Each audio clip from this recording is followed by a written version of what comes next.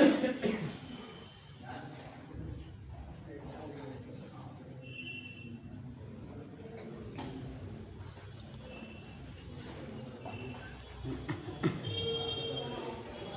علیکم ورحمۃ اللہ وبرکاتہ۔ وعلیکم السلام ورحمۃ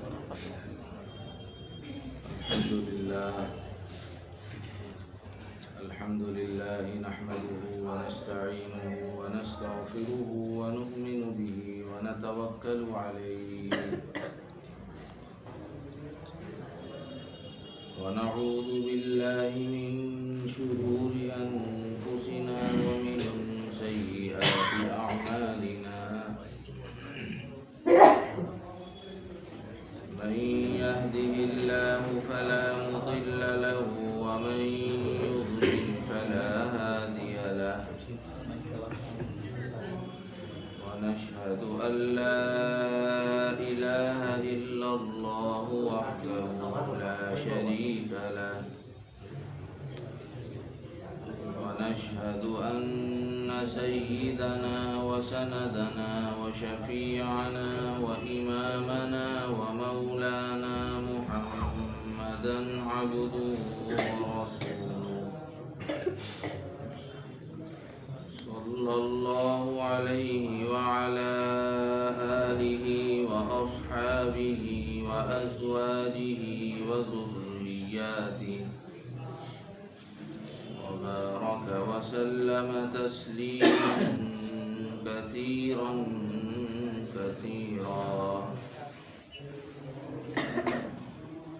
أما بعد فأعوذ بالله من الشيطان الرجيم بسم الله الرحمن الرحيم ولولا رهتك لرجمناك وما أنت علينا بعزيز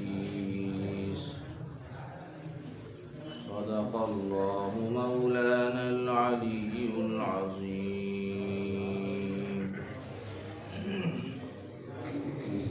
درود پاک پڑھ لیجیے اللهم صل على سيدنا محمد وعلى آل سيدنا مولانا محمد وبارك وسلم مولاي صل وسلم دائما ابدا على حبيبك خير الخلق كلهم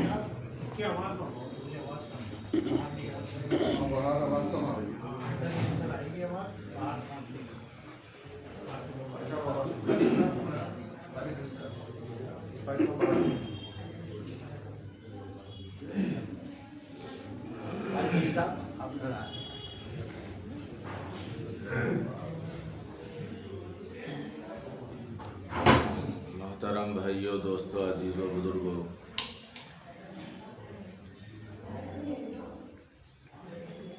اللہ کا فضل ہے، احسان ہے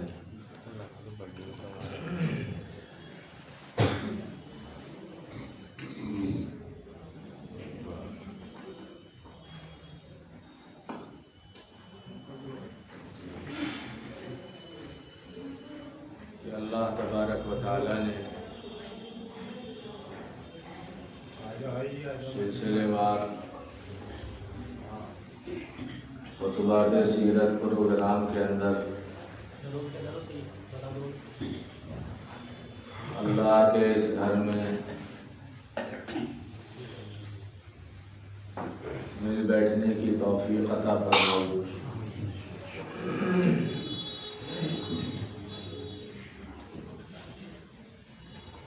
دین سے متعلق مختلف عنوانات پر یہ ہمارے پروگرام تقریباً 1 مہینے سے مسلسل چلے آ رہے ہیں، اور یہ طریقہ بڑا مفید محسوس ہوتا ہے کہ کسی ایک مجلس میں، کسی ایک مسجد میں، کسی بھی نماز کے بعد اعلان ہو جائے کہ بھائی کچھ دین کی باتیں کی جائیں گی اور کہنے والے کو ایک خاص ٹاپک دے دیا جائے، ایک خاص مضمون دے دیا جائے اور خاص وقت دے دیا جائے کہ اس وقت سے اس وقت تک فلاں ٹاپک اور مضمون پر آپ کو گفتگو کرنی ہے، تو اس سے بات بھی اللہ کے بندوں تک ٹھیک ٹھاک پہنچا دی جاتی ہے اور خرچ بھی کم ہوتا ہے۔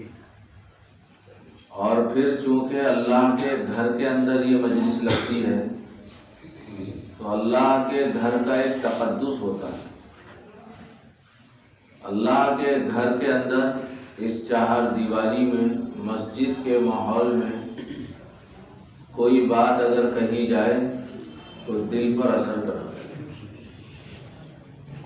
یکسوئی بھی ہوتی ہے،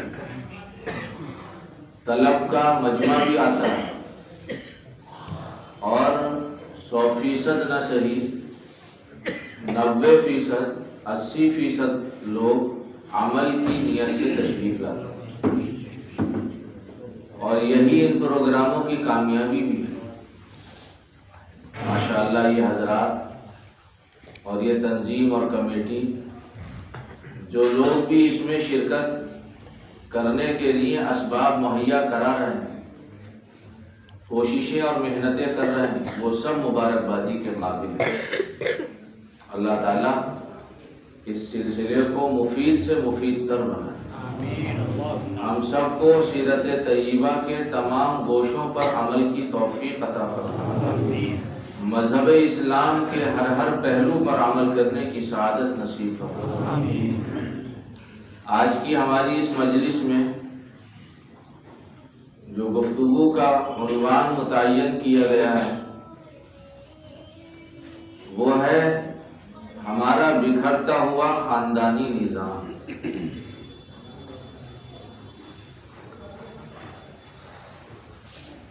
خاندان یہ اللہ کی بڑی نعمت ہے، جس طرح مکان اللہ کی بڑی نعمت ہے، صحت، تندرستی اور طاقت یہ اللہ کی بڑی نعمت ہے، مال و دولت یہ اللہ کی بڑی نعمت ہے، سواری یہ اللہ کی بڑی نعمت ہے، پہننے کے لیے جوتا اور کھانے کے لیے سامان کا مہیا ہو جانا، جس طرح یہ اللہ کی بڑی نعمت ہے، کسی آدمی کا جتھے والا ہونا اور خاندان والا ہونا یہ بھی اللہ کی بڑی نعمت ہے۔ عام طور پر بہت سی چیزیں ہماری نظروں سے ایسی اوجھل رہ جاتی ہیں جو اللہ کی نعمت ہوتی ہیں اور ہم اس کو نعمت نہیں سمجھ پاتے۔ قرآن نے اس خاندانی چیز کو نعمت کے طور پر شمار کیا ہے۔ حضرت سیدنا شعیب علیہ نبینا علیہ الصلوۃ والسلام کے بارے میں ان کی قوم نے اس وقت یہ بات کہی تھی جب حضرت سیدنا شعیب علیہ نبینا علیہ الصلوۃ والتسلیمات لوگوں کو اللہ کا تعارف کرا رہے تھے اور انہیں زندگی جینے کے گر سکھا رہے تھے اور ایک کامیاب زندگی آدمی کیسے گزارتا ہے اس کامیاب زندگی کے ٹپس دے رہے تھے اللہ کی ہدایات کے مطابق، تو قوم حضرت شعیب علیہ السلام کی جان کی دشمن بن گئی۔ وہ یہ چاہتی تھی کہ ان کی ٹکا بوٹی کر دی جائے، قوم یہ چاہتی تھی کہ ان کا قلعہ قمع کر دیا جائے، لوگوں کے جذبات، ان کی خواہشات اور ان کے ارادے حضرت شعیب علیہ السلام کے تعلق سے کچھ بہتر نظر نہیں آتے تھے۔ وہ انگلیاں پیستے تھے اور مجبور ہو جاتے تھے۔ بالآخر انہیں یہ کہنا پڑا کہ شعیب تمہاری دعوت ہم سے برداشت نہیں ہوتی، اور تمہارا روز روز کا یہ راگ الاپنا ہم سے سنا نہیں جاتا۔ بس ایک چیز ہے جو ہمیں ہماری کارروائیوں سے روکے ہوئے ہے۔ اگر اس کا ڈر نہ ہوتا اور اس چیز کا اندیشہ نہ ہوتا تو پھر ہم بتاتے کہ ہم کیا ہیں۔ وہ کون سی چیز ہے؟ قرآن یہ کہتا ہے کہ وہ یہ کہا کرتے تھے وَلَوْلَا رَحْتُكَ لَرَجَمْنَاكَ، اے شعیب اگر تمہارا قبیلہ اور تمہارا خاندان نہ ہوتا تو ہم تمہیں پتھر مار مار کر ختم کر دیتے۔ وَمَا أَنْتَ عَلَيْنَا بِعَزِيزٍ، اے شعیب تمہاری حیثیت ہمارے سامنے کچھ بھی نہیں۔ اگرچہ یہ قرآن کی آیت کا ترجمہ نہیں، لیکن اگر اس کا مفہومی ترجمہ کرنے کی کوشش کی جائے تو شاید یہی کہا جائے کہ شعیب تمہاری ہمارے سامنے کوئی حیثیت نہیں، بس ہمیں ہماری کارروائیوں کے کرنے میں جو چیز رکاوٹ اور آڑ بن رہی ہے وہ تمہارا خاندان ہے۔ حضرت محمد صلی اللہ علیہ وسلم مکہ المکرمہ کے اندر کھڑے ہوئے اور آپ نے ببانگ دہل اعلان کیا یا ایھا الناس قولوا لا الہ الا اللہ تفلحوا، اے لوگو لا الہ الا اللہ پڑھ لو کامیاب ہو جاؤ۔ اس موقع پر جن لوگوں کو آپ نے بلایا تھا فلاں فلاں فلاں فلاں سب لوگ جمع ہو گئے اور آپ نے ان کی موجودگی میں یہ بات ارشاد فرمائی۔ ان میں سے کسی نے کہا تبن لک سائر اليوم الہذا جمعتنا، ارے خدا کے بندے اسی بکواس کے لیے تو نے ہمیں یہاں بلایا تھا۔ اس کے جذبات کی ترجمانی کے لیے شاید یہی جملہ کہا جائے، ہو سکتا ہے ان جملوں میں ترمیم کر دی جائے، لیکن ان کو حضور پاک علیہ الصلوۃ والسلام کی یہ دعوت پسند نہ آئی۔ لاکھ جتن کیے، آفر پیش کیے، شادی کرنا چاہتے ہو تو لڑکیاں حاضر، پیسے چاہتے ہو تمہارے قدموں میں دولت ڈالنے کو تیار، حکومت چاہتے ہو ہم محکوم بنیں گے تم حاکم بن جاؤ، چاہتے کیا ہو؟ مراد کیا ہے؟ حضور پاک علیہ الصلوۃ والسلام نے اپنی بات ارشاد فرمائی، لوگوں سے برداشت نہ ہوا، ایک پل آپ کو برداشت کرنے کو قوم تیار نہیں،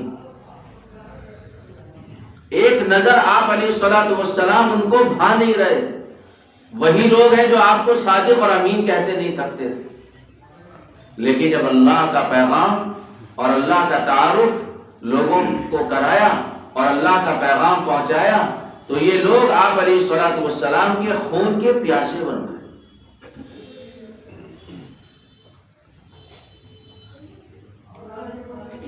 کیسے کارروائی کریں؟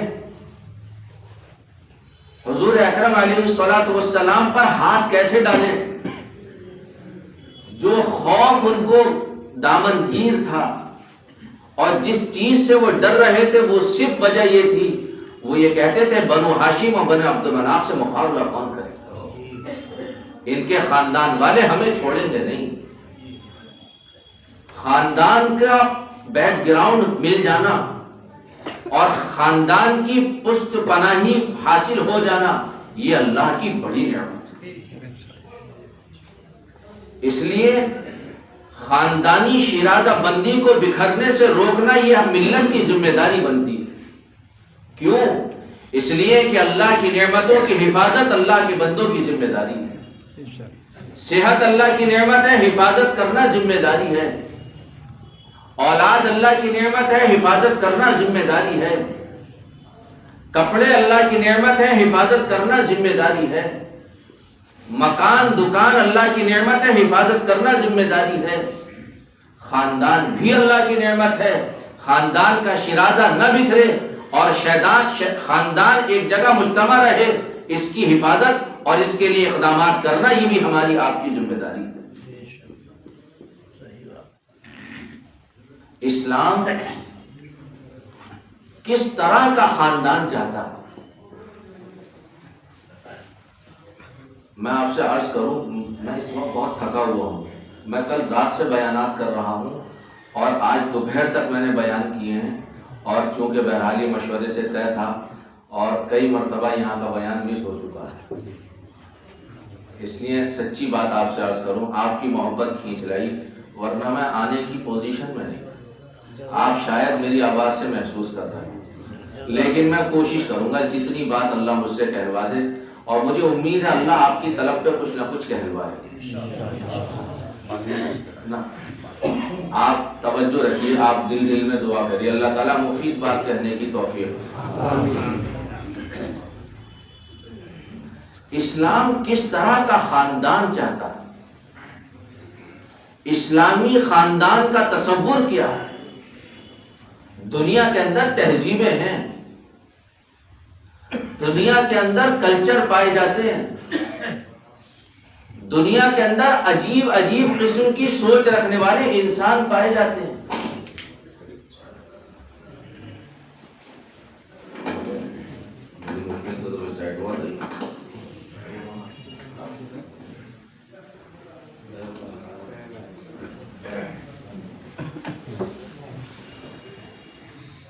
آئیے مفتی صاحب اندر تشریف لے آئیے، جگہ سہولت کر دو گے مفتی صاحب۔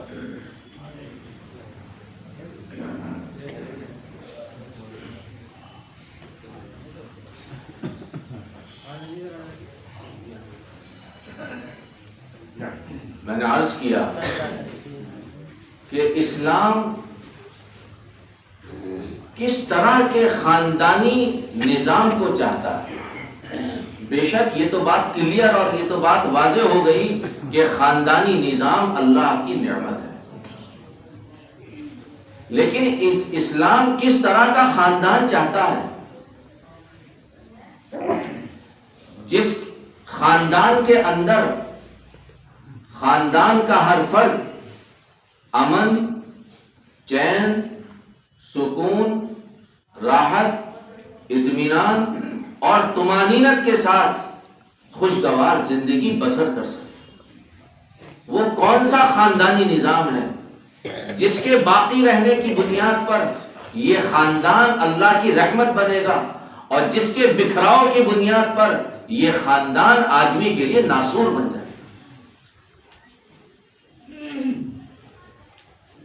اسلامی کانسیپٹ، اسلامی نقطۂ نظر اور اسلام کا اصول یہ ہے کہ خاندان کے جو افراد ہیں وہ افراد اپنی ذمہ داریوں کو پورا کر لیں، خاندان کا شیرازہ بکھرنے سے بچ جائے گا، اور اگر خاندان کے افراد اپنی ذمہ داریوں سے کوتاہ ہو جائیں اور اپنی ذمہ داریوں سے چشم پوشی کر لیں تو خاندان میں بکھراؤ پیدا ہو جائے۔ خاندان کی ابتدا دو لوگوں سے ہوتی ہے، خاندان کوئی آسمان سے نہیں ٹپکتا، خاندان کوئی زمین سے نہیں اگتا، خاندان کی ابتدا دو لوگوں سے ہوتی ہے، ایک مرد ایک عورت۔ جب خاندان کی ابتدا ان دو لوگوں سے ہو رہی ہے، ایک مرد سے ایک عورت سے، اور یہ بیج ڈل رہا ہے، بنیاد پڑ رہی ہے خاندان کے بننے کی، اس موقع پر اس مرد کی کیا ذمہ داری، اس موقع پر اس عورت کی کیا ذمہ داری؟ اگر اس خاندان کے بننے کے موقع پر اس مرد نے اپنی ذمہ داری پوری کر لی، اور اس موقع پر اس خاندان کے بننے پر اس عورت نے اپنی ذمہ داری پوری کر لی، تو خاندان بنتا چلا جائے گا، بڑھتا چلا جائے گا، پنپتا چلا جائے گا، پھلتا اور پھولتا چلا جائے گا۔ اور اگر مرد نے اور عورت نے اس خاندان کے بننے کے موقع پر اپنی ذمہ داریوں کو پورا نہ کیا تو پھر یہ خاندان بکھرتا چلا جائے گا، اور ایسا بکھرے گا کہ کوئی سمیٹنا چاہے گا سمیٹ نہیں سکتا۔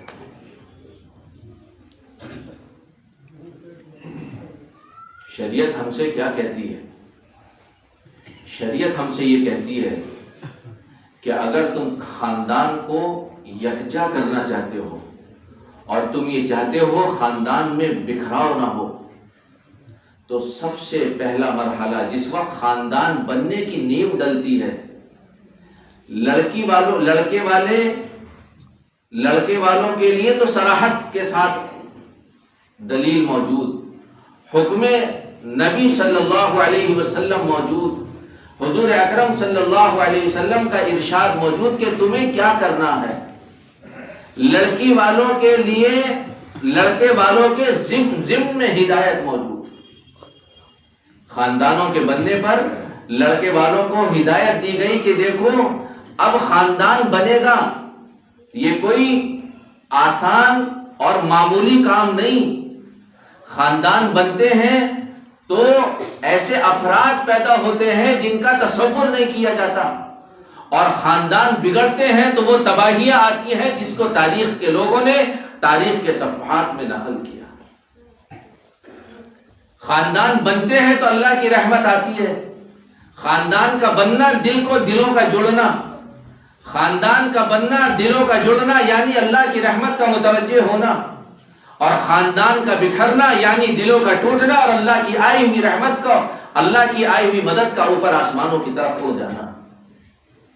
اس موقع پر اللہ کے نبی علیہ الصلوۃ والسلام نے ارشاد فرمایا کہ دیکھو ایسا ہے، جب خاندان بنانے چلو تو سب سے بنیادی بات یہ دیکھو کہ لڑکی کے اندر کوالٹی کیا ہے۔ تم مال کی بنیاد پر خاندان کی نیو نہ رکھنا، حسب نسب کی بنیاد پر خاندان کی نیو نہ رکھنا، حسن و جمال کی بنیاد پر خاندان کی نیو نہ رکھنا۔ دیکھو خاندان کی نیو مضبوط ہوتی ہے اس وقت جبکہ خاندان کی بنیاد دین کے اوپر ہو۔ لڑکے والے لڑکی دیندار تلاش کر رہے ہیں اور لڑکی والے لڑکا دیندار تلاش کر رہے ہیں، ان کے سامنے بھی مال نہیں، لڑکی والوں کے سامنے حسب نسب نہیں، لڑکی والوں کے سامنے اس کی خوبصورتی نہیں۔ ہاں یہ تینوں چیزیں مل جائیں وہ الگ بات ہے، لڑکی والوں کے سامنے بھی دین ہے۔ یہ دو لوگ ملتے ہیں تو خاندان کی بنیاد ڈلتی ہے۔ مرد و عورت کے جو تعلقات ہیں اسلام نے بڑے بیلنس کے ساتھ رکھے ہیں۔ یہ بیلنس برابر رہے گا، خاندان مجتمع رہے گا، یہ بیلنس بگڑے گا خاندان بکھرے گا۔ جہاں جہاں خاندانی بکھراؤ پایا جا رہا ہے، جہاں جہاں تباہیاں آ رہی ہیں، جہاں جہاں نقصان اٹھائے جا رہے ہیں، اس کی بنیادی وجہ یہ ہے کہ وہ توازن اور وہ بیلنس جو شریعت نے قائم کیا تھا اس میں کہیں نہ کہیں اونچ نیچ پائی جا رہی ہے۔ اس خاندانی نظام کی ابتدا میں شریعت نے مرد کو پابند بنایا کہ تمہاری ذمہ داری کیا ہے۔ مرد پر ذمہ داری ڈالی کہ تمہیں محنت مشقت کے کام کرنے ہیں، گارے مٹی کی مزدوری تم کرو گے، خدا نہ کرے رکشہ چلانا پڑ جائے تو تم چلاؤ گے، اینٹیں ڈھونی پڑ جائے تو مرد ڈھوئے گا، ملازمت کرنے کی نوبت آ جائے تو مرد کرے گا، کاروبار اور تجارت کا موقع ملے مرد کرے گا، آفس میں بیٹھنے کی نوبت آئے مرد بیٹھے گا۔ دنیا کے اعتبار سے جو کام کاج کیے جاتے ہیں دنیاوی چیزوں کو حاصل کرنے کے لیے اگر اس کا کوئی مرحلہ آئے گا تو مرد پر آئے گا، یہ ذمہ داری مرد کی لگے۔ اور عورت کو کیا تعلیم دی ہے؟ عورت کو تعلیم دی ہے کہ یہ محنت کا کام یہ کر رہا ہے، تم اس کی بالادستی قبول کرو، اس کی اطاعت کرو، اس کی فرما برداری کرو، یہ گھر سے باہر ہو اس کے مال کی حفاظت تمہاری ذمہ داری، شوہر گھر سے باہر ہو اس کی عزت کی ذمہ داری، عزت کی حفاظت کی ذمہ داری تمہاری، شوہر گھر سے باہر ہو اس کے بچوں کی حفاظت کی ذمہ داری تمہاری، اس کو راضی رکھنے کی ذمہ داری تمہاری. جب یہ تھکا ہارا گھر سے باہر گیا ہوا اندر آئے، اس کا استقبال اس طرح کرنا کہ اس کی تھکان کافور ہو جائے، یہ ذمہ داری تمہاری. اس کی خدمت کرنے کی ذمہ داری تمہاری. اور قربان جائے رسول اکرم صلی اللہ علیہ وسلم کی ذات اقدس پر، آپ نے فرمایا یہ خاندان کوئی معمولی چیز نہیں. اگر میں کسی کو اللہ کے بعد یہ حکم دیتا کہ وہ کسی کو سجدہ کرے تو بیوی کو حکم دیتا اپنے شوہر کو سجدہ کرے. یہ بیلنس بنایا. باہر کا کام مرد کے ذمے، اندر کا کام عورت کے ذمے. میرے بھائیوں یہ بیلنس برابر رہے گا، خاندان جمع رہے گا، اس کی عزتیں باقی رہیں گی. یہ بیلنس بگڑے گا، خاندان بگڑے گا. اگر یہ نظام چلا کہ مرد گھر کا کام دیکھ رہا اور عورت باہر جا رہی، آفس میں خاتون کو بھیجا، کمانے کے لیے بیگم کو بھیجا، اسکول سے بچوں کو لانے کے لیے، مجبوری کی بات الگ ہے، میں مجبوری کی بات نہیں کہہ رہا، لیکن اس کا نظام بنا لینا اور معمول بنا لینا اور عادت بنا لینا اور فیشن بنا لینا اور اپنا جو ہے ایک اسٹیٹس بنا لینا کہ صاحب ہمارے بچوں کی ذمہ داری ہماری بیوی پر. اسکول سے وہی لاتی ہے، مارکیٹ وہی لے کر جاتی ہے، سودا سلب وہی خریدتی ہے، بازار وہی جاتی ہے، باہر کا نظام وہی دیکھتی ہے، اور صاحب جاب بہت اچھی ہے، کما کر بھی وہی لاتی ہے. تو میرے بھائیوں خاندان بنتے ہیں جب مرد کام کرے اور عورت مرد کی بالادستی قبول کرے. خاندان بکھرتے ہیں جب مرد گھر میں رہے اور عورت کا قدم باہر نکل جائے. آج دیکھو یورپ کا حال کیا ہے. بظاہر بہت شاندار نظر آتا ہے، بہت اچھی زندگی، بڑے شاندار محل، بڑی لگژری گاڑی اور بہت شاندار ان کے کھانے، لیکن وہ گھٹنوں میں سر دے کر رونے پر مجبور ہیں. وجہ کیا ہے؟ انہوں نے سسٹم کو چھیڑا. ان کے یہاں خاندان کا کوئی تصور نظر نہیں آتا. مرد اپنے یہاں اپنے کاموں میں مصروف ہے، بیگم اپنے کاموں میں مصروف ہے. اللہ کا نظام یہ ہے کہ خاندان بنتا ہے اس وقت جب دونوں اپنے اپنے کام ادا کریں، اپنی اپنی ذمہ داریوں کو پورا کریں. مرد کی ذمہ داری باہر کی، عورت کی ذمہ داری اندر کی. پھر کیا کہا قرآن نے؟ پھر قرآن نے یہ کہا کہ دیکھو تم دونوں ابھی دو ہو، تمہارے پیچھے پورا خاندان چھپا ہوا ہے. تم دو نہیں ہو، تم ایک پورا خاندان ہو. تم غیر ذمہ دار نہیں ہو، تم ذمہ دار ہو. تمہارے ساتھ شیطان لگا ہوا ہے، تمہارے ساتھ تمہارا نفس لگا ہوا ہے، اور شیطان کا کام لوگوں کی برائیاں دکھانا. اچھائیوں پر نظر نہیں جاتی، برائیوں پر آدمی کی نظر جاتی ہے. یہ پاکیزہ پوتر رشتہ، یہ مبارک تعلق جس سے خاندان بننا ہے، جس سے نسل آنی ہے اور جس سے ایک نظام قائم ہونا ہے، شیطان یہ کارستانی کرتا ہے اور یہ پٹی پڑھاتا ہے اور یہ وسوسہ ڈالتا ہے کہ میاں کو بیوی کی اور بیوی کو میاں کی کمیاں دکھاتا ہے. قرآن کہہ رہا ہے کہ دیکھو اگر کسی کی کمی نظر آ جائے، شوہر کو کہہ رہا ہے اگر تمہیں اس بیچاری کی کوئی لوز پوائنٹ تمہارے ہاتھ آ جائے، کوئی کمی تمہاری نظر کے سامنے آ جائے، فَعَسَىٰ أَن تَكْرَهُوا شَيْئًا وَيَجْعَلَ اللَّهُ بِهِ خَيْرًا كَثِيرًا، کہ اگر تمہیں اس کی کوئی بات ناگوار گزر رہی ہے اور تم اسے نظر انداز کر دو تو ہو سکتا ہے کہ اللہ تبارک و تعالی اس کے اندر تمہارے لیے بہت ساری خیروں کو چھپا کر رکھ دے. علماء نے لکھا ہے، ذمہ داری سے لکھا ہے کہ اگر کوئی آدمی اپنی بیوی کی ایک کمی کو نظر انداز کر دے، اللہ بہت ساری خوبیوں کو اس کے سامنے کر دے گا. خاندانی نظام ہے. یا بھی یہ دو مرد و عورت ہیں، دو میاں بیوی ہیں. قرآن نے دوسرے انداز میں کہا ہن لباس لکم وانتم لباس لہن، کہ دیکھو لباس تم اس کا لباس ہو اور وہ تمہارا لباس ہے. لباس کا کام عیبوں کو چھپانا، تم دونوں کا کام بھی ایک دوسرے کے عیب چھپانا، ایک دوسرے کے عیوب چھپانا. یہ نہیں ہے کہ میاں کے ہاتھ بیوی کی کوئی بات تو وہ لے اڑا اور بیوی کے ہاتھ میاں کی کوئی بات تو وہ لے اڑی، کہ نہیں، یہ خاندانی نظام کو بکھیرنے والا عمل ہے، یہ دلوں کو توڑنے والی چیز ہے، اس سے خاندان بنتے نہیں، اس سے تباہیاں اور بربادیاں آتی۔ ہماری جماعت تھی بنگال میں، تو وہاں ایک اللہ والے آئے ہوئے تھے، حضرت مولانا شبیر شیش صاحب حفظہ اللہ، بڑے آدمی، علماء کی جماعت۔ ہم ان کی خدمت میں حاضر ہوئے، ہم نے حضرت سے درخواست کی کہ حضرت کوئی نصیحت فرما دو۔ کہنے لگے کہ میں علماء کو نصیحت کروں، یہ نہیں ہو سکتا۔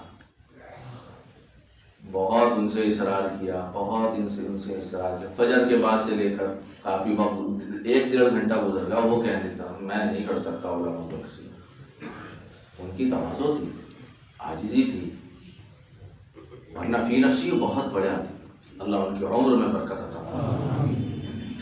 جب ہم لوگوں نے زیادہ اصرار کیا تو انہوں نے ایک شعر پڑھا کہ بس ایک بات کہتا ہوں تم سے، کہنے لگے عیب مت کر سب عیب دار ہیں، عیب مت کر سب عیب دار ہیں، بے عیب ذات وہ ہے جو پروردگار ہے۔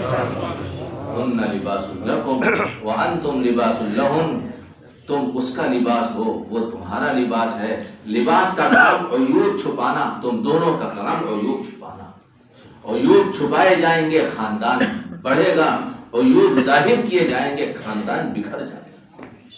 آج میرے بھائیو، دوستو، عزیزو، بزرگوں، ہمارے معاشرے میں یہ برائی اور یہ خرابی اور یہ خامی عام ہوتی جا رہی ہے۔ ذرا سی کسی کی کوئی بات نظر آ جائے، آدمی اسے اپنی ذات تک محدود نہیں رکھتا، اسے پہنچا دینا، اس کا افشا کر دینا، اسے ظاہر کر دینا اپنی ذمہ داری سمجھ رہا۔ حالانکہ عیوب ظاہر کرنے کے لیے نہیں، عیوب چھپانے کے لیے ہوتے ہیں۔ عیب ظاہر کرنے کے لیے نہیں ہوتا، عیب چھپانے کے لیے ہوتا ہے۔ تو قرآن اور شریعت اور مذہب یہ کہتا ہے کہ ابھی خاندان کی نیو ڈالی گئی ہے، ابھی بنیاد پڑی ہے، ابھی تم دو ہو، تمہاری ذمہ داریاں یہ ہیں۔ آگے بڑھا، یہ سلسلہ آگے چلا، اللہ نے ان کو خوشیاں دی، ان کو اللہ نے بچے دیے، لڑکے ہوئے، لڑکیاں ہوئیں۔ اب خاندان کچھ آگے بڑھ رہا ہے، خاندان کی رفتار کچھ آگے بڑھی۔ اب اس خاندانی نظام کو مستحکم کرنے کے لیے کیا ہدایات ہیں، اس خاندانی نظام میں بکھراؤ نہ ہو، اس کے لیے ہمیں کیا کرنا ہے۔ شریعت اس کی بھی ہمیں تعلیم دیتی ہے، اور حضور اکرم صلی اللہ علیہ وسلم اس کے بارے میں بھی ہمیں رہنمائی کر رہے ہیں کہ دیکھو، اب تم دو تھے، ابھی تک تم دو تھے، اب تمہارا خاندانی سفر آگے بڑھ رہا ہے، تم 2 کے 3 بنے، اور 3 کے 4 بنے، اور 4 کے 5، 6 اور 7 بنے۔ جتنی اللہ نے جس کے لیے جو چیز مقدر کر رکھی ہے، یہ خاندانی سسٹم اور نظام آگے بڑھا، اب تمہاری ذمہ داریاں اور بڑھ گئی۔ ابھی تک تم ایک دوسرے کے تھے، اب تمہارے بچے ہو گئے، ان بچوں، یہ بچے بھی خاندان کا حصہ ہیں، ان کے تعلق سے تمہاری کیا ذمہ داری؟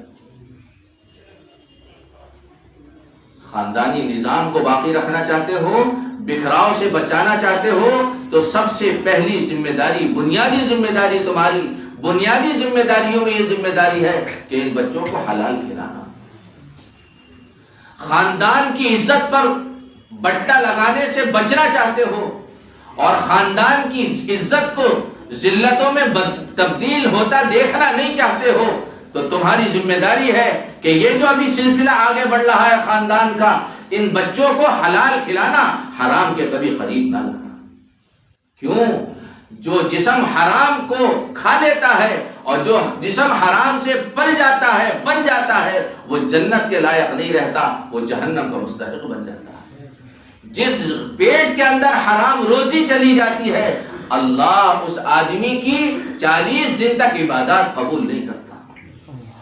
جس آدمی کو حرام کھانے کی عادت پڑ جاتی ہے، بہت ذمہ داری سے آپ سے عرض کر رہا، تاریخ کے صفحات کو پڑھ کر عرض کر رہا ہوں، جو آدمی حرام کھانے کا عادی بن جاتا ہے، خدا پاک کی قسم بزدل بن جاتا ہے۔ آپ اٹھا کر دیکھو تاریخ، جو گھرانے اور جو خاندان اور جو بڑے اپنے خاندان کے افراد کے حلال کمانے اور حلال کھلانے کی فکر کرتے ہیں انہوں نے دنیا میں کیا کیا ہے، اور جنہوں نے اس کی کوئی فکر نہ کی، حلال اور حرام کی کوئی تمیز نہ کی، ان کے خاندانوں کی شرازے کس طرح بکھرے ہیں یہ بھی تاریخ میں درج ہے۔ دنیا کے اندر ایک بادشاہ گزرے ہیں خلیفہ دوست محمد رحمت اللہ علیہ، انہوں نے اپنے بیٹے کو ایک مہم پر روانہ کیا اور فوج کا کمانڈر ان چیف بنایا۔ قسطنطنیہ کے اندر وہ فوج کام کر رہی تھی، وہاں سے ایک دن اطلاع پہنچی خلیفہ دوست محمد کے پاس کہ تمہارا بیٹا میدان چھوڑ کر بھاگ گیا اور اس کی وجہ سے پوری فوج کو شکست ہو گئی۔ خلیفہ دوست محمد سر پکڑ کر بیٹھ بجھے ہوئے دل سے، اترے ہوئے چہرے سے گھر کے اندر آئے۔ اہلیہ محترمہ نے پوچھا خیر تو ہے، کیا بات ہے؟ خلیفہ دوست محمد نے کہا تمہارا بیٹا میدان چھوڑ کر بھاگ گیا، اس نے میری ناک کٹا دی، کہیں منہ دکھانے کے قابل نہ چھوڑا۔ اس خاتون نے یہ کہا خدا پاک کی قسم میرا بیٹا میدان چھوڑ کر نہیں بھاگ سکتا، تمہارے پاس خبر غلط آئی ہے۔ خلیفہ دوست محمد نے کہا میرے پاس باوثوق ذرائع سے خبریں آ رہی ہیں کہ میرا بیٹا میدان چھوڑ کر بھاگ گیا ہے۔ اس نے کہا خاتون نے میرا بیٹا میدان چھوڑ کر نہیں بھاگ سکتا، مجھے اپنے بیٹے پر اعتماد ہے، یقین ہے، مجھے اپنے بیٹے سے بہت توقعات ہیں، تمہارے پاس آنے والی خبریں غلط ہیں تو اپنی خبروں کی تحقیق کرو۔ بات آئی گئی ہو گئی، 2 3 4 5 دن کے بعد خبر دوبارہ آئی خلیفہ دوست محمد کے پاس کہ آپ کے پاس پہلی جو خبریں آئی تھی وہ غلط تھیں، آپ کا بیٹا صحیح سلامت ہے، دشمنوں سے برسر پیکار تھا اور اللہ نے اس کو فتح نصیب فرمائی۔ یہ بھی بات آئی گئی ہو گئی۔ خلیفہ دوست محمد اپنے گھر آئے اور بیوی کو یہ خوشی کا پیغام سنایا کہ ماشاءاللہ ہمارا بیٹا سرخرو ہوا ہے اور میدان چھوڑ کر نہیں بھاگا ہے اور اللہ نے اس کو فتح نصیب فرمائی ہے۔ لیکن تم یہ بتاؤ جب اس وقت میں نے تمہیں خبر دی تھی تو تم ہراساں نہ ہوئی، تم پریشان نہ ہوئی، تمہارے ماتھے پر کوئی شکن نہ پڑی اور تم نے اتنے اعتماد اور یقین کے ساتھ یہ کہا کہ میرا بیٹا میدان نہیں چھوڑ سکتا۔ خلیفہ دوست محمد کی بیوی نے کہا کہ میں تمہیں بتاتی ہوں کہ میرے اندر یہ کانفیڈنس کیسے پیدا ہوا اور یہ خود اعتمادی اور یقین کیسے آیا۔ میں تمہیں آج بتاتی ہوں جب سے یہ بیٹا میرے شکم میں آیا تھا اس وقت سے لے کر میں نے یہ طے کیا تھا کہ اپنے اس پیٹ میں حرام روزی نہیں ڈالوں گی، حلال روزی کھاؤں گی۔ اس کے لیے میں ٹوپی بنتی تھی اور کپڑے بنتی تھی، ٹوپیاں بیچتی تھی اور کپڑے بیچتی تھی، جو حلال روزی آتی تھی وہ کھاتی تھی، نہیں ملتا تھا فاقے کرتی تھی۔ اس طرح میں نے 9 مہینے اس کو پالا ہے۔ جب یہ دنیا کے اندر آیا میں نے اسے کبھی بے وضو دودھ نہیں پلایا، کبھی ننگے سر دودھ نہیں پلایا اور کبھی بغیر ذکر کے دودھ نہیں پلایا، اور کبھی ایسا نہیں ہوا کہ میں نے اس کو دودھ پلایا ہو اور میں نے قبلے کی طرف رخ نہ کیا ہو۔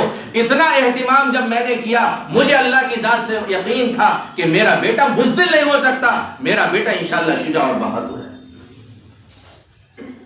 خاندان کی عزتیں بنتی ہیں جب یہ خاندان کے افراد حلال پر آتے ہیں۔ اس لیے میرے بھائیو جب خاندانی سفر آگے بڑھے تو اس خاندان کے افراد کو اس کا پابند بنایا جائے کہ حلال کھانا ہے، حرام کی طرف ہاتھ نہیں بڑھانا، مشتبہ چیزوں کو استعمال نہیں کرنا، مشتبہ چیزوں کو استعمال نہیں کرنا۔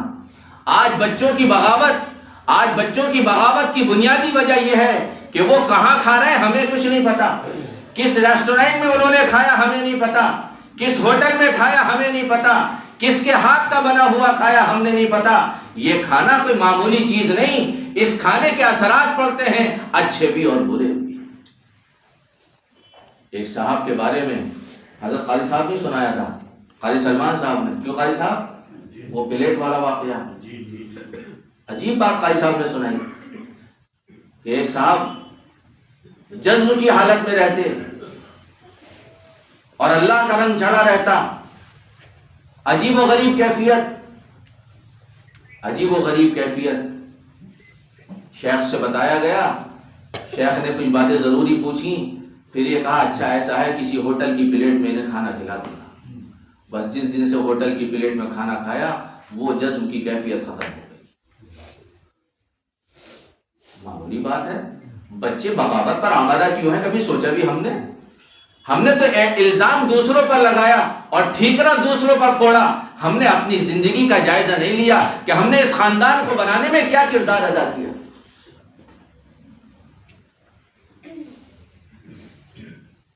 میرے بھائیو دوستو عزیزو بزرگوں، یہ خاندان جیسے میں نے شروع میں عرض کیا اللہ کی نعمت ہے. اس نعمت کی حفاظت ہماری ذمہ داری ہے.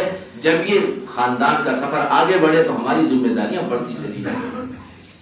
پہلی اور بنیادی ذمہ داری ان بچوں کے پیٹ میں حلال غذا جائے، حرام نہ جائے. حرام غذا صرف یہی نہیں ہے. بھائی صاحب اجازت ہے میں کچھ باتیں کہہ دوں، سخت تو نہیں لگیں گی؟ آپ اپنے ہیں اس لیے آپ سے عرض کر رہا، برا نہ مانیے گا.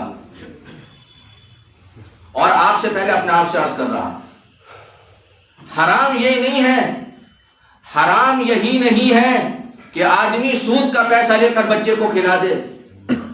حرام صرف یہی نہیں ہے کہ آدمی کسی کی جیب کاٹ کر اپنے بچوں کو کھلا دے. حرام صرف یہی نہیں ہے کہ کسی کے گھر میں ڈاکہ ڈال کر اپنے بچوں کو کھلا دے. خدا پاک کی قسم حرام یہ بھی ہے کہ اپنی بہن کا حصہ مار کر اپنے بچوں کو کھلا دے. معاف کیجیے گا بات ذرا سخت ہے.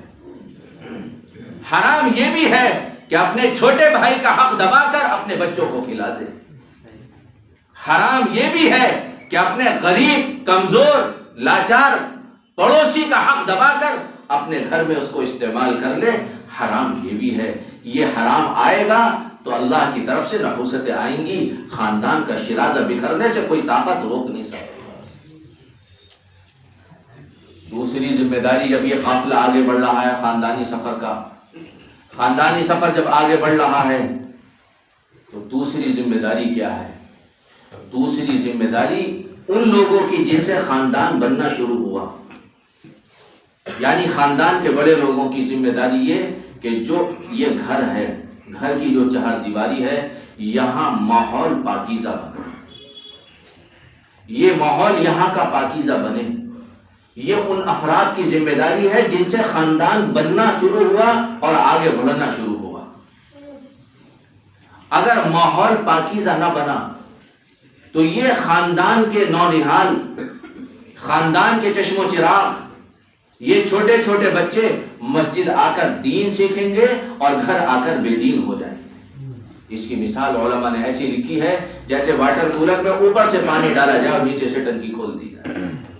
اس واٹر کولر میں پانی کی ایک قطرہ بھی باقی نہ رہے گا. بچہ مسجد سے دین سیکھ کر آئے گا، مکتب سے دین سیکھ کر آئے گا، مکتب سے دین کی ضروری باتیں سیکھ کر آئے گا اور گھر کی بے دینی اس کو آگ لگا دی. یہ بچہ ہماری آنکھوں کا تارا، دل کا سکون اور ہمارے بڑھاپے کی لاٹھی بنے اور خاندان کا نام روشن کرنے والا بنے. اس کے لیے اپنے گھر کے ماحول کو پاکیزہ بنانا یہ ذمہ داری ہے. حضرت مولانا شیخ الاسلام مفتی محمد تقی عثمانی صاحب حفظہ اللہ نے اپنی کتاب کے اندر عجیب بات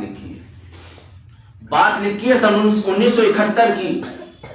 کہاں سن 1971 اور کہاں سن 2025 کا اختتام. کتنی تبدیلیاں آ گئیں. آپ سوچیں کس قدر چینجنگ ہو گئی. حضرت حفظہ اللہ نے لکھا ہے کہ 71 کی دہائی میں ایک آدمی کوئی کیسٹ فلم کی لے کر آیا. کیسے چلتی تھی اس کا کوئی آلہ بھی ہوگا، کوئی مشین بھی ہوگی، VCR وغیرہ چلتے تھے. اس نے اپنے گھر کے اندر وہ فلم چلائی. خاندان کے بنیادی لوگ، میاں اور بیوی، خاندان کے افراد، بچے، اس کا لڑکا بھی اس کے ساتھ فلم دیکھنے میں شریک. ابھی باشعور نہیں ہے، لاشعوری کی زندگی لڑکا گزار رہا ہے. ایک فلم چلی، خاندان کی بنیاد نے، میاں اور بیوی نے دیکھا اس فلم کو، اس بچے نے دیکھا. بس وہ فلم دیکھنی تھی. اس فلم کے اندر جو اداکارہ اور ہیروئن تھی اس کی محبت اس بچے کے دل میں بیٹھ گئی. حضرت مفتی صاحب نے لکھا ہے کہ جب یہ بچہ اسکول بھیجا جاتا تھا تو اسکول نہیں جاتا تھا، سنیما ہال جاتا تھا. حضرت مفتی صاحب نے لکھا ہے کہ اس ایک بچے نے اس اداکارہ کی ایک فلم 63 مرتبہ دیکھی اور اس اداکارہ کی دوسری فلم 39 مرتبہ دیکھی. اتنی محبت اس کے دل میں پڑ گئی. باپ کو پتا چلا کہ میں اسکول بھیجتا ہوں، یہ فلم ہال سنیما گھر جاتا ہے، میں فلاں جگہ بھیجتا ہوں، یہ وہاں چلا جاتا ہے. اس نے پیٹا، مارا، دھمکایا، لیکن وہ غلط ماحول، اس کا اثر اور اس کی محبت اس کے دل میں بیٹھ گئی. اس نے سب کچھ برداشت کیا اور سب کچھ سہا، لیکن وہاں جانا نہ چھوڑا. اس کی فلمیں دیکھتا رہا، سنیما گھر جاتا رہا. بالآخر باپ نے تنگ آ کر دھکے دے کر اسے باہر نکال دیا. یہ دیوانہ وار گلیوں میں پھرتا رہتا اور غلط چیزوں کا عادی بن گیا. مفتی صاحب نے لکھا ہے کہ اس کے ایک ہاتھ میں لمبا سگریٹ ہوتا تھا اور دوسرا ہاتھ اس کا جلا ہوا ہوتا تھا. وہ اس دوسرے ہاتھ پر سگریٹ کے انگاروں سے اس ایکٹر اور اداکارہ کا نام لکھتا تھا اور دوسرے ہاتھ پر اس نے بلیڈ سے کاٹ کاٹ کر اس کا نام لکھا. بال بڑے بڑے ہو گئے، پراگندہ بال پراگندہ حال ہو گیا. کپڑے پھٹ گئے، کپڑے گندے ہو گئے، عجیب و غریب حلیہ ہو گیا. نالی کے ڈنڈے پر اور کوڑے کے ڈھیر پر پڑا رہتا تھا. کسی نے اس نوجوان سے پوچھا، بیٹا تیری یہ حالت کیسی ہو گئی اور تجھے اس سے تعلق کیسے ہو گیا اور تیرے دل میں وہ محبت کیسے آئی؟ اس نے کہا، میں نے اپنے ماں باپ کے ساتھ اسے پہلی مرتبہ وہاں دیکھا تھا. خاندان کوئی معمولی چیز ہے جنہیں ہم آج بچہ سمجھ رہے ہیں، بچے نہیں ہیں. یہ کل کے نوجوان ہیں اور نوجوان قوم کا مستقبل ہے. یہ بنیں گے خاندان بنے گا، یہ بگڑیں گے خاندان بگڑے گا. اس لیے یوں کہتے ہیں اپنی عزت اپنے ہاتھ. یوں کہتے ہیں نہ اینٹ پھینکو نہ چھینٹ کھاؤ. یوں کہتے ہیں ساودھانی ہٹی درگھٹنا گھٹی. اور کتنی مثالیں پیش کروں میرے بھائیوں. پاگل پن کے ساتھ زندگی گزارنے کا موقع نہیں، لاوبالی پن کے ساتھ زندگی گزارنے کا موقع نہیں. بڑے تیقظ، بیداری اور ذمہ داری کا ثبوت دینے کی ضرورت ہے. یہ خاندانی سفر آگے بڑھے، یہ بچے بڑے ہوئے، ان بچوں کی بہویں آئیں.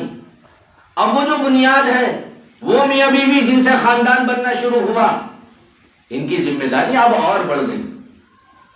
اب یہ جو بہویں آئی ہیں، ان کا مزاج الگ، ان کا لباس الگ، ان کا کھان پان الگ، ان کا رہن سہن الگ، ان کا اٹھنا بیٹھنا الگ، ان کی سوچ الگ، ان کی فکر الگ، ان کا زندگی گزارنے کا طریقہ الگ. اب وہ جو بنیاد بنی ہے خاندان کے بننے کی، ان لوگوں کی کیا ذمہ داریاں ہیں؟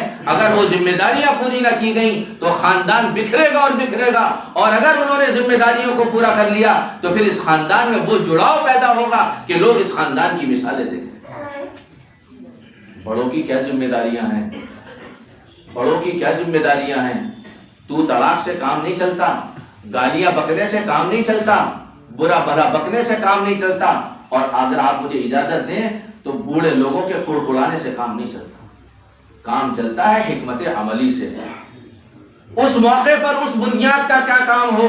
علماء نے لکھا ہے ان کا ظرف بڑا ہونا چاہیے، ان کا تحمل بڑا ہونا چاہیے، ان کا صبر بڑا ہونا چاہیے، ان کا ظرف بڑا ہونا چاہیے اور ان کی حکمت عملی بہت شاندار ہونی چاہیے. رسول اللہ صلی اللہ علیہ وسلم کے پاس ایک آدمی آیا اور آ کر شکایت کی کہ یا رسول اللہ ہم دو بھائی ہیں، میرا ایک بھائی تو آپ ہی کے یہاں پڑا رہتا ہے، کچھ بھی کام نہیں کرتا، بس دین میں لگا ہوا ہے، مسجد نبوی میں پڑا رہتا ہے، آپ کے ساتھ رہتا ہے اور یوں کہتا ہے کہ میں تو دین سیکھ رہا ہوں، مجھے دین کی سیکھنے کی مشغولی کہیں اور جانے کی اجازت نہیں دیتی. یا رسول اللہ میں اکیلا ہوں، خود ہی کام کرتا ہوں، خود ہی مزدوری کرتا ہوں، خود ہی منڈی جاتا ہوں، سارا بوجھ میرے اوپر ہے. یا رسول اللہ آپ اسے سمجھائیں، میرا تعاون کریں. اتنا مشکل سوال ہے، ایک طرف دین ہے اور ایک طرف اس کا دکھ ہے. ایسے موقع خاندان میں آئیں گے، ایسے موقع آئیں گے. چھوٹی بہو بڑی بہو کی تکرار، اب ان کا بیلنس برابر رکھنا.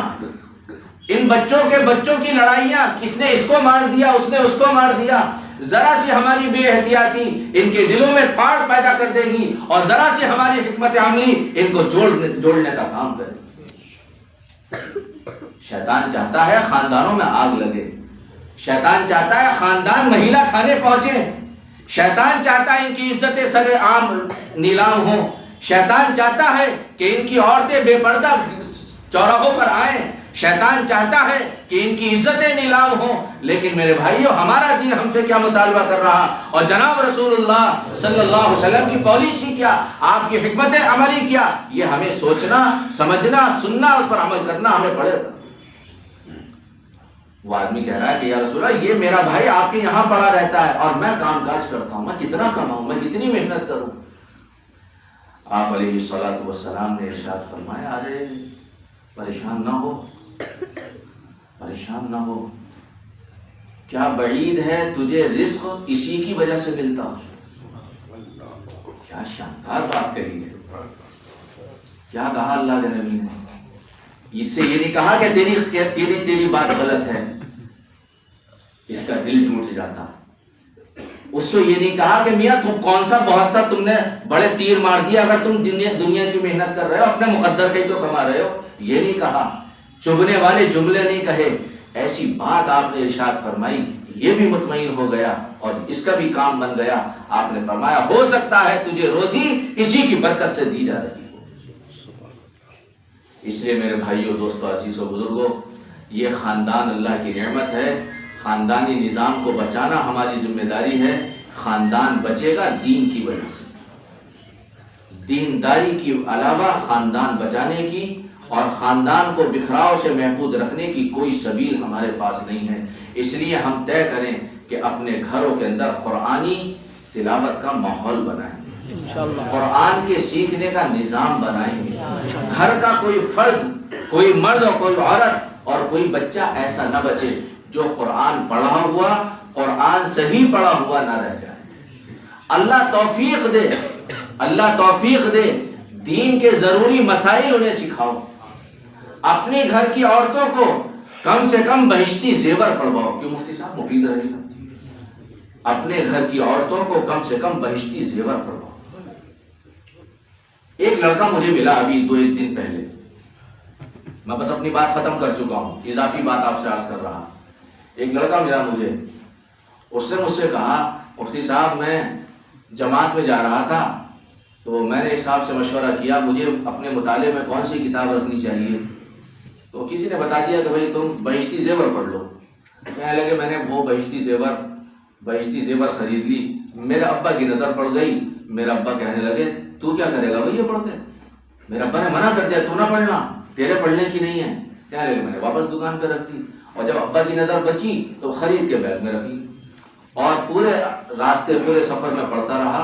مجھ سے کہنے لگا مفتی صاحب عجیب کتاب ہے، ساری بہنوں کو پڑھنی چاہیے، ساری عورتوں کو پڑھنی چاہیے، اس میں تو یہاں تک لکھا ہوا ہے کہ کون سی سبزی میں کون سی چیز ڈال دو تو وہ اس کا اثر، اس کا نقصان ختم ہو جاتا ہے، کس چیز کے ساتھ کیا چیز ملا دو تو وہ نفع بخش بن جاتی ہے، اگر سنگل کھاؤ گے، اکیلی کھاؤ گے تو نقصان ہوگا، اس میں یہ ڈال دو تو یہ فائدہ، یہ ڈال دو تو یہ فائدہ، وہ چیز ایسے گھر میں اگر کسی کو چوٹ لگ جائے تو یہ کر لو، اس کا یہ فائدہ، بچوں کو زکام ہو جائے یہ کر لو، یہ فائدہ۔ دنیاوی چیزیں بھی ہیں اور اخروی چیزیں بھی ہیں، تو کم سے کم ہمارے گھر کی عورتیں بہشتی زیور ضرور بنائیں گے بھی انشاءاللہ۔ باقی بہت سی کتابیں ہیں پڑھنے کی، کوئی لازم ضروری نہیں ہے، فضائل اعمال کی بھی تعلیم ہو، منتخب احادیث کی بھی تعلیم ہو، تعلیم الاسلام کی بھی تعلیم ہو، کوئی دینی رسالہ ہمیں مل جائے اس کی بھی تعلیم ہو، کسی معتبر عالم دین کا کوئی لٹریچر ہمیں مل جائے، اپنے مفتی صاحب سے ہم دکھا دیں کہ بھائی ٹھیک بھی لکھا ہوا ہے، نہیں اس لیے کہ مارکیٹ میں سارے برانڈ اچھے نہیں ہوتے، اسے پرکھ لینا چاہیے، جانچ لینا چاہیے، تحقیق کر لینی چاہیے۔ مفتی صاحب اوکے کر دیں، کہتے ہیں ہاں بھائی ٹھیک ہے، صحیح آدمی کی لکھی ہوئی ہے، صحیح باتیں لکھی ہوئی ہیں، اس کا مطالعہ شروع کر دیا جائے، انشاءاللہ اس سے دینی بیداری بھی پیدا ہوگی اور حمیت پیدا ہوگی اور انشاءاللہ خاندان کا نظام جڑا رہے گا۔ ورنہ میرے بھائیوں اگر بے دینی کی آگ ایک مرتبہ لگ گئی تو بجھتے آدمی کو ہوش نہیں ملے گا، بجھاتے ہوش نہیں ملے گا، زندگیاں تباہ ہو جاتی ہیں، نسلیں بگڑ جاتی ہیں جب ایک مرتبہ خاندان کو آگ لگ جاتی ہے۔ اللہ تبارک و تعالی پوری امت کے بکھراؤ کو جڑاؤ سے تبدیل فرمائے، اور اللہ تبارک و تعالیٰ پوری امت کی نظر بس سے حفاظت فرمائے، اپنا کرم اور فضل فرما کر امت پر جو حالات آئے ہوئے ہیں ان حالات کو اللہ اچھے حالات سے تبدیل فرمائے۔ وآخر دعوانا الحمدللہ رب العالمین۔